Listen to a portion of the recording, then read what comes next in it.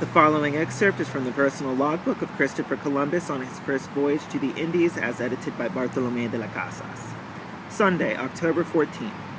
At dawn, I ordered the ship's boat and the boats of the caravels to be made ready and coasted the island in a northeasterly direction in order to see the other and eastward part and to look for villages. I saw 2 or 3 whose people all came down to the beach calling to us and offering thanks to God. Some brought us water, others various sorts of food, and others, when they saw that I did not intend to land, jumped into the sea and swam out. We understood them to be asking us if we came from the sky. One old man got into the boat, and all the others, men and women alike, shouted, "Come and see the men who have come from the skies, and bring them food and drink." Many men and women came, each bringing something and offering thanks to God. They threw themselves on the ground and raised their hands to the sky and then called out to us, asking us to land.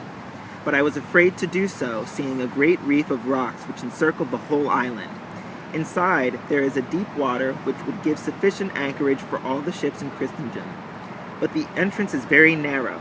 It is true that there are some shoals within this reef, but the sea is as still as well water.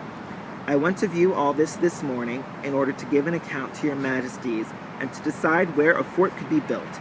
I saw a piece of land which is much like an island, though it is not one on which there were 6 huts.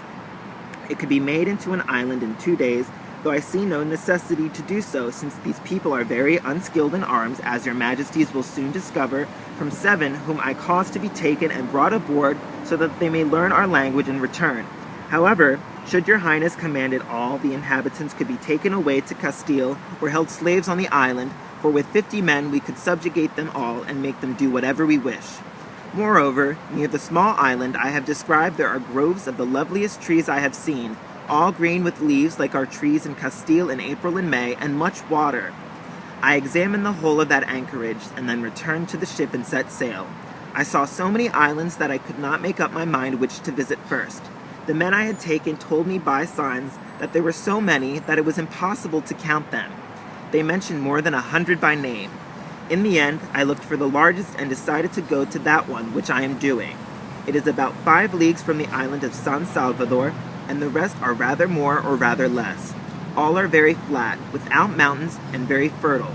All are populated and make war with one another, although the people are very simple and do not look savage.